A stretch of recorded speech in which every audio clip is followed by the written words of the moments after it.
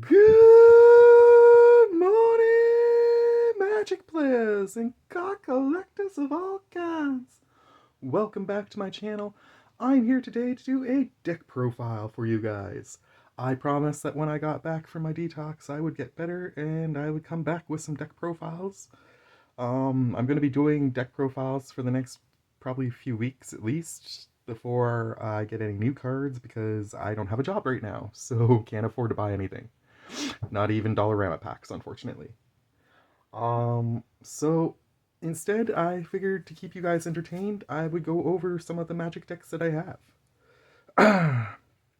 Mostly because my Yu-Gi-Oh decks are all packed away in storage right now, and I'm honestly not playing Yu-Gi-Oh really anymore. It just hasn't worked out for me in that game. Unfortunately, they've changed it way too much from what it used to be, and I just have lost a lot of interest in it. But Magic is where it's at now, and Magic is what I'm here to do with you guys. So, to start off, let's just go through all the lands, because the lands are really easy. We do have a Sunken Hollow in here. We got some nice artwork on some of the cards. Swamp. That's a nice swamp. Beautiful island.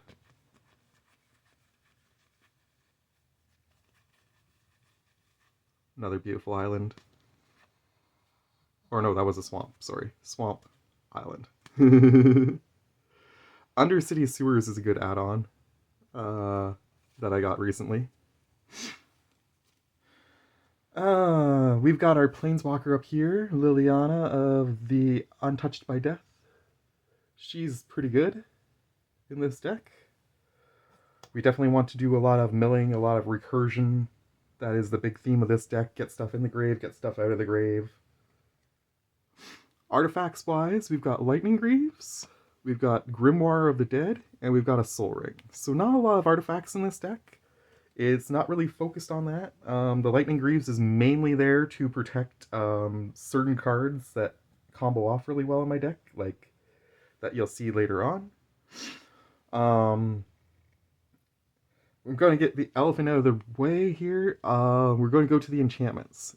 Now, if you've been following this channel, you know that this was my sealed only deck, and to be honest, it has still 98% sealed only, but I was talked by my last LGS. Shout out to Got Item Games. Shout out to Got Item Games and to Lise for her wonderful expertise in cards. So one of the cards in this pile is going to be brand new to you guys, and it is not a sealed only card, unfortunately. But we'll start with Fear of Death. I love Fear of Death. It gives the ability to basically make sure that a creature can't attack. If somebody's overpowering one of their creatures, you put this on it, and it basically limits its ability to smack you. Oversold Cemetery is a classic, but a great one. Liliana's Mastery. We've got Vampiric Rites, Curse of Darkness, Curse of Disturbance, Open the Graves, and our new card, Rooftop Storm. We do officially finally have a copy of this in our deck. Surprisingly, it is a very good card. Or rather, not surprisingly, I guess, because I haven't gotten a chance to play it myself yet, but I let somebody borrow this deck to play against me, and they kicked my butt with that card. So it is definitely a great add-on to this deck. I've been meaning to get it for a long time. I was trying to get the other commander deck from Innistrad for it, but unfortunately, the Innistrad deck was just too much. I could never afford it, and I really wanted the bunny deck, which you guys know about, and as a result, I ended up going this way.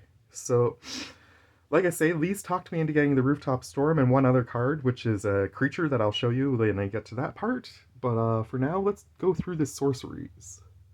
We've got a Ponder, Necrotic Hex, Enter the God Eternals, Feed the Swarm, Siphon Flesh, Victimize, Reign of the Pit.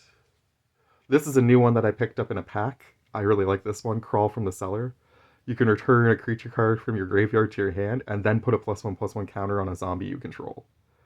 And it has flashback, so that's a great way to get a card back from your graveyard that you need for a combo, and to also beef up a little bit of one of your zombies. Army of the Damned is definitely one of the best cards in this deck. Necromantic Selection is good. Dread Summons is awesome. River's Rebuke usually gets me a win because it totally throws off my opponents when I play that.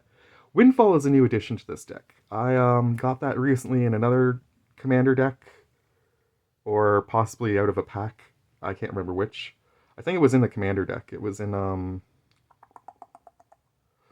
the Stella Elite Precon, I'm pretty sure. And I pulled it out of there and put it into this deck because I think it's a great way to just disrupt people's strategies. And gets me some more creatures in the graveyard if I have to. Gets me a fresh hand. Dig Through Time's another great way to get some cards into my hand. We got Sinister Sabotage here. Lazatop Plating is a great one. Another Chance is good. Flip to Switch is awesome. Gets me a zombie after countering a card. Frantic Search is nice. Bleed Dry. And Negate. Our commander for this deck still remains Gizan Geralf. I consider that the best commander for my zombie deck. Wilheld is a good card, don't get me wrong, and if I could have got that deck, would I switch it? I can't guarantee I would or would not. But I really like Gizan Geralf because it lets me get stuff out of the graveyard once per turn, and you can combine that with Liliana's ability to get other things out of the graveyard as well, or there's a Havengul Lich in here too, which is cool. So we'll go to the creatures. We got a Diregraph Captain, Overseer of the Damned. Sir Conrad the Grim is definitely my combo king. If I'm going to go the Life Drain route, which this deck can either go Life Drain or it can go tokens, which is awesome. And the best part is when you do both, to be perfectly honest. Dreadhound is another way to get Life Drain going. There's the Havengul Lich I was talking about. Vengeful Dead. Laboratory Drudge. Aven Heartstabber. Josu Vess is amazing in this deck if you can get the kicker. You have to save up for a really long time to get the kicker, but if you get this card at the right time, it can be clutch for sure. Unhallowed Phalanx. Gormand. Vizier of the Scorpion. Vela the Nightclad. Repository Scab is a great card because you can sacrifice something to get back one of your instants or sorceries. So if you end up milling something that you really wish you hadn't, you can pull it back out. This is my other brand new card to the deck. This is the other one that I was convinced to buy, and by far it is an amazing card for sure. Gives all my zombies flying. There is one other card in here that will give my tokens flying, but it doesn't give my regular zombies flying. So this gives everything flying. And I can sacrifice a non-token creature to create an XX blue zombie creature token that where X is the sacrifice creature's toughness. So basically I can sacrifice another creature on my board if I want, and create a massive zombie that can then fly, which is great. We got Fleshbag Marauder. Unbreathing Horde is a classic that I love. It's definitely won me a few games. Undead Augur. Rottide Gargantua. Jarl of the Forsaken is a cool one. I like to foretell it and then play it. Dust Mangler. My Loyal Subordinate. Classic zombie. Definitely one you want to put in a deck that does life draining stuff. Selhoff Entomber is great because it lets me discard a creature to draw a card, so if I'm got a handful of stuff that I can't play, I can get rid of something and hopefully get something I can play. I recently added this. I pulled it from a pack, and it is an amazing zombie. When it enters the battlefield, each opponent loses X life, where X is your devotion to black, and then you gain the life equal to how much life was lost. So if each opponent loses 5, you're gaining 15 for playing that. And it works really well as a zombie, so of course I can recur it for my graveyard. Tainted Adversary is great because it's another one that I can recur from my graveyard. It's another one that makes tokens. And it has Death Touch. Death Touch is always key in this deck. Champion of the Perished is great. Eternal Skylord's the one that's going to give all my tokens flying. Mire Triton. We have a Cryptghast in here, which is a recent add. I pulled that from a Dollarama pack, believe it or not. and it's probably one of my best pulls from a Dollarama pack ever. The fact that you can extort and that it double taps my swamps, or double manas my swamps, is awesome. And a Midnight Reaper to finish off the deck. So that is my zombie deck. It is definitely a really solid playing deck. I've I would say it is by far my favorite still of all my decks. Close second being my dinosaur deck, which I'll profile for you guys next time. But for now, yeah, this has been my zombie deck profile. I think what I'll do is I'll just shuffle this up a little bit and maybe do a couple test hands just to show you how it plays. Assuming I can get all the stuff to blend well enough. Hopefully that'll do it.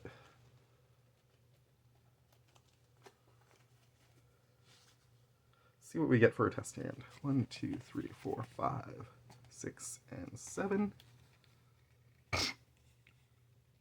Couple lands, Unbreathing Horde, Liliana's Mastery. Nothing there that I can play.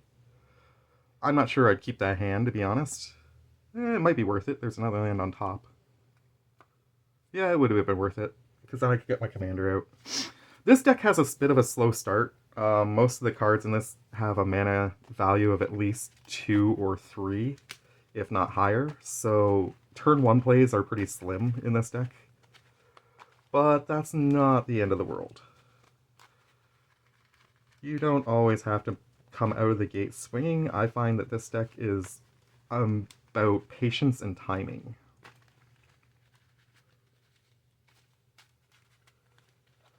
Do one more test hand, see if we can get something a little bit better. So we can show you guys a couple first turn plays. 1, 2, 3, 4, 5, 6, 7.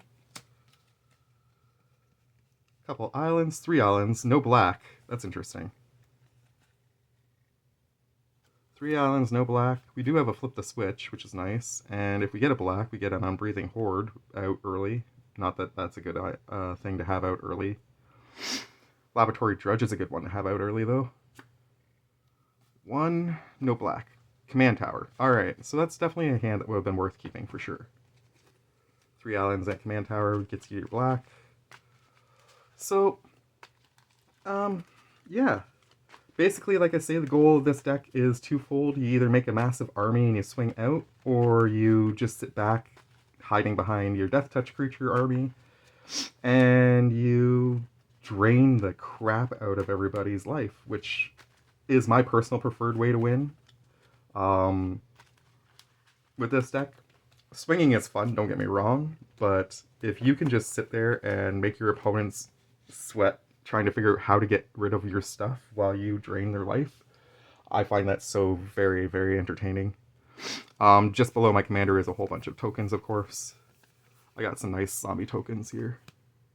Check these ones out. That one's cool too. Anyways, this has been my deck profile for zombies. That's all I have for you guys today. So, from me to you, take care. Much love to you all, and bye!